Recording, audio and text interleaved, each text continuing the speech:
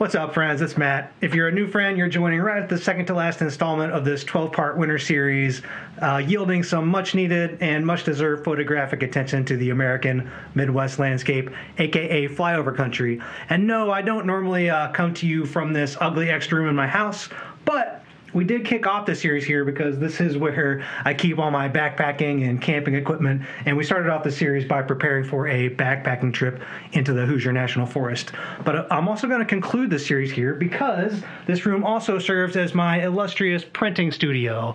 So, over this particularly strange winter with our art shows and galleries closed, my camping equipment has got much more use than my printing equipment, but I'm optimistic that that's about to change, and so today I'm dusting off and getting all this equipment ready to fire away so that for our big conclusion episode next week, we can review some of the best images from the series, print them out, and frame them. We're also going to have a look at this mystery Adam Gibbs print, so you're definitely going to want to see what's in this package. We're going to get that in a frame. We're also going to finally announce the winner of the camera giveaway that's going on starting now. So you've been hearing a lot about it. Watch this entire video and read the terms in the description below, and you'll see how you can get yourself entered to win that camera. But first, let me catch you up with where we left off last week to see how I went from looking for a great spot to make a rural photo to finding myself into a backup camera challenge with the venerable Garrick Gillette. Just when I'm ready to swear that this Rurex adventure can't get any better, I got to the location. This is the barn that I came to shoot. It is gone. We're here at the church, and it turns out it is Sunday. People are showing up for church. I'm gonna get out of here because this is kind of embarrassing. There's traffic coming up the road here, so I wouldn't be surprised if they tell me to leave. They've cut down all the trees. Because it's the last day that I have to make this video.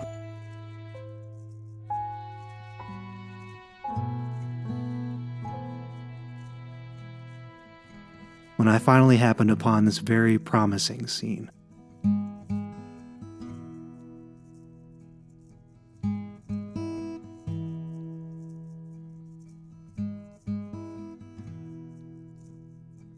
I'll go ahead and get my first shot right here.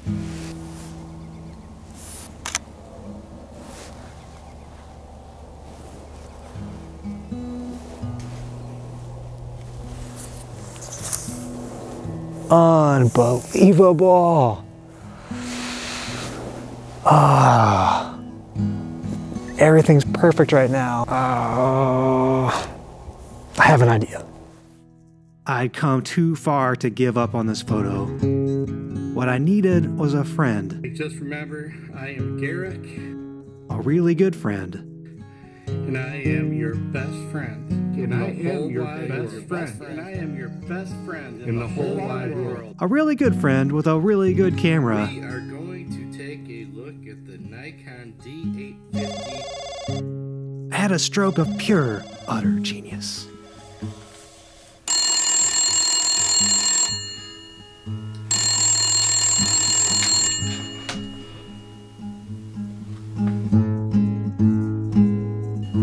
Oh, thank God.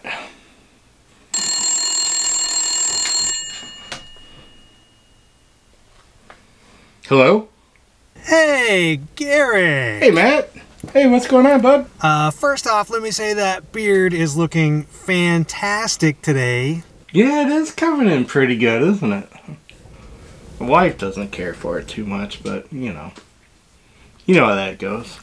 Yeah, and your last YouTube video was a masterpiece. All right. Come on, let's get to the point. I just gave it 5 thumbs up. All right. What do you need? You're laying it on too thick. Well, to be honest, I'm kind of in a jam. I kind of figured. I've been working on this photo for months, and I just went to take the shot, and everything lined up perfectly, and I went to take the shot, and I got this crazy error on my camera. Have you ever had this?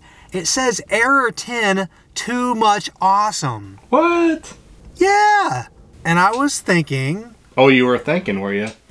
This ought to be good. So I was thinking maybe I could borrow your camera? The D850? You're asking to borrow the D850. You're asking to borrow the D850. You know, that's like asking to borrow my baby. No. Yeah, no. When you say it that way, it would be ridiculous. That wouldn't work at all. You'd have to bring the camera to me. You want me to drive it all the way down to Indiana? Look, I can rent it. You take credit, right? Well, yeah, I take credit. Not yours, but I do take credit. Actually, I'm just I'm messing with you. Yeah, I'd love to let you borrow it, but I had a little incident myself. You're kidding. Yeah, it's crazy. It's in the shop now. It's going to be there for like the next month. I've got this old Olympus TG4 that I bought a long time ago. So, yeah, I'm down to that. Hey, if my memory serves me right, didn't you make a video about using a backup camera one point in time? Backup camera. Backup camera to have just in case your camera fails on the job. That doesn't sound familiar. Why don't you put your money where your mouth is and just use your backup camera? I mean, I guess I do have this old Canon Rebel, but this thing's 12 years old. Are you the one that's always saying that gear doesn't matter? I do not recall saying that. Listen, I make the #3 selling landscape photography calendar in all of Knox County, Indiana. If anyone can get this shot, I can do it. Well, go do it. I could definitely do better than whatever you're going to do with that Ricky-dink. What is that thing even? Does it run off? Do you have to wind it up? It's one step over a pinhole camera. Yeah, it takes rubber bands. No, you don't have to wind it up. It takes rubber bands. This sounds like a challenge, buddy. If you want to make it interesting, well, let's go for it. You use your old backup camera, I'll use mine, and we'll see what we can do. Fine. All right. Well, hey, good luck, Hoosier boy. No, good luck to you. I don't need your luck. We'll see it. Garrick, Gillette.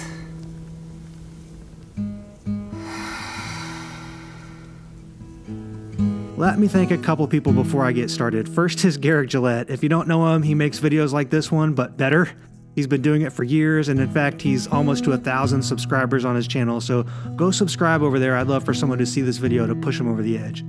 Second is my friends at Used Photo Pro. If you don't know this Indianapolis company, you've got to see their store or their website, usedphotopro.com. When I approached them and told them I really wanted to make a video that demonstrates that you can have a lot of fun making great photos with affordable used gear, they were right on board. They sent me the camera I used for the demonstration, and at the end of the video you can find out how to enter for a chance to win that camera. So thanks to Used Photo Pro for that gear donation. But you know, even if I wasn't showing off that camera today, you'd probably still see a lot of gear from my normal setup from Used Photo Pro, and that's because I'm a faithful customer. They've helped me get the maximum value from the money from my patrons at buymeacoffee.com. So if you enjoy this video and you'd like to do anything at all to help me out, I use my affiliate link to see what Used Photo Pro has to offer, and consider tossing me a few bucks on Buy Me a Coffee to keep the show on the road. There are links below the video to make both of those actions really easy for you. Once again, if you'd like to win the camera, lens, memory card, battery, a case, and this tripod, all you gotta do is comment on this video letting me know if you like my picture better or Garrick's. No pressure to pick mine. Okay, let's get to work with this old camera. This older DSLR is definitely gonna be a challenge, but it won't be impossible, and I think this will be a good way of demonstrating that you don't need the latest, greatest, best, most expensive equipment to get out and enjoy the hobby of photography. First, not a challenge, I forgot how much I missed and loved composing through an optical viewfinder. I'm continuously moving the camera to compensate for the fact that I'm trying to keep the sun out of the picture. That's because this camera has a very limited dynamic range. Click this link to see the video where I edit this image. I've actually already posted a video editing it, and in that video there's a discussion of what I mean when I say that this camera has limitations with regards to dynamic range, but they're not limitations we can't overcome. They just require a slower work process. Fortunately, for landscape photography work like this, having a slow camera can actually be helpful and add to the enjoyment of the experience in the field.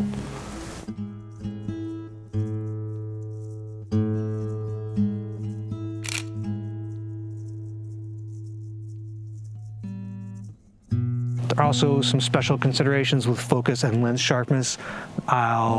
I also discussed that in the aforementioned video as well, but just to bring you into what I'm thinking about on scene, the lens is not going to be able to resolve a lot of these finer textures, so I'm thinking more broadly about the general shape of the composition and also the dodging and burning work, or the brightening and darkening work that I'll do later to place the viewer's attention where it should be, to distract from where this camera is probably going to have resolving and imaging problems. Also shooting this totally manually focused, so nothing can change. Manually focused, manually exposed, manually color, everything's manual, so nothing can change between the exposures. I suspect only a few people are going to want to watch the 40-minute long editing video where I looked at these images in detail, so for everyone else, I'll summarize my findings from this somewhat experimental shoot with a decade-old entry-level camera kit. First, the lens really surprised me with its resolving capabilities. As you'll see in the images, the detail level was totally acceptable for this scene. I didn't have to do as much corrective dodging and burning as I expected. The sensor, however, actually performed just a little worse than I anticipated, and so when I mentioned in some of the upcoming footage that there were a few instances where I thought maybe a single exposure would be adequate, when I looked into the images on the loop view in Lightroom, I was glad my confidence didn't keep me from bracketing those exposures anyway, because both the underexposures and the overexposures turned out to be helpful, even in those relatively low contrast scenes. My overconfidence did help me move closer to the barn as the evening closed for some more intimate compositions. You know, I'm not really familiar with this camera. I've used similar cameras to it before, but we'll see how these more dynamic exposures turn out. I don't have high hopes for them, but you know, it's worth having the experiment.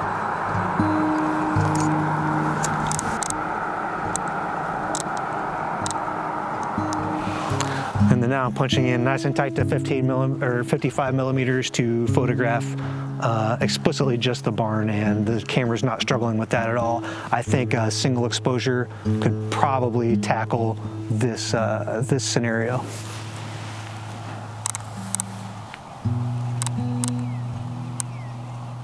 In fact, let's try it. This is a 1/8 of a second exposure. So I'll show the final image here, but I'll also show you what that loser Garrick Gillette came up with, and I'd like to see him compete with this, huh? Oh, are you back already? No, I wasn't trying to see what was in this envelope from Adam Gibbs, though I am kind of dying to know. No, I would never do that without you.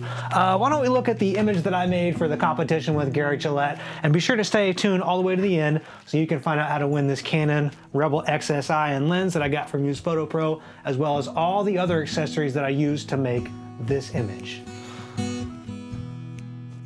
Okay, not to retread a lot of what was already discussed in the previous editing video, but just to introduce this photo, what drew me to this composition was obviously this fantastic leading line formed by the gravel path. The offset composition put in the barn off on the right side, giving it a sort of place to live, and all the nice little details around the scene that the camera captured wonderfully. A lot of heavy lifting and maintaining the interest is accomplished by the really beautiful sky that I got this evening. And as for the scene itself, it's kind of common, but for me that's a fitting capstone image to this series, which is focused more toward the common than the exceptional in the landscape.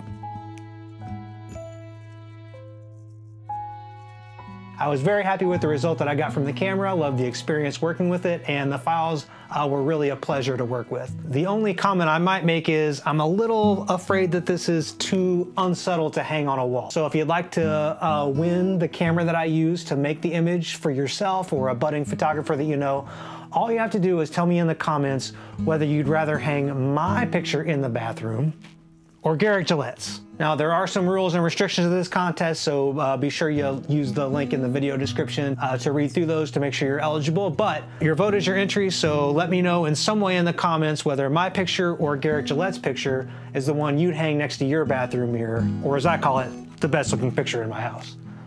Now, Garrick was also up against some challenges making his image, so before I show you his photo, let me give you a little preview of the behind the scenes so you can see what he was up against. Matt, you're gonna see my image here in just a couple of minutes. Hopefully it turns out good so we can inspire people to get out regardless of what kind of camera they have and make some beautiful photography.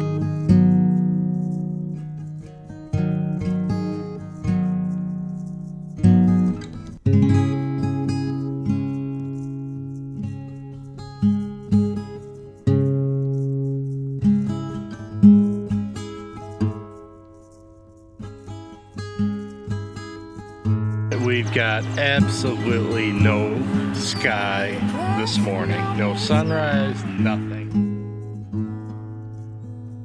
Well, I think we've all found ourselves in that tough situation, so I'm very glad that I'm subscribed to Garrick's channel so that I can see the video and find out how in the world he turned those terrible lighting conditions into this stunning photograph.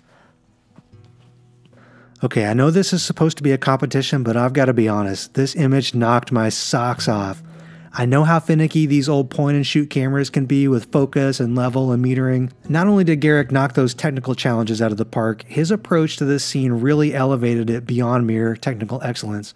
For instance, I love how he positioned the camera at the perfect height, not too high, so that the majority of the barns are penetrating the horizon, giving them a looming presence high into that gorgeous sky.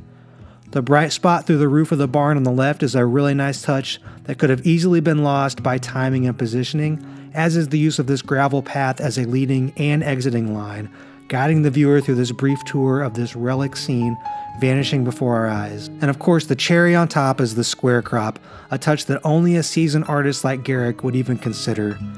He's reduced the image to only what's necessary to tell the story, and left a little on the edges to the imagination so that I can both enjoy the experience of the scene and yet pine for more at the same time. And the skill of creating that emotional visual tension is something that takes a long time to develop, so kudos to Garrick on this just breathtaking work. You'd never guess it was made with so many limitations, and it just goes to show how the most impactful images are made through creative decisions made by the photographer, not the camera.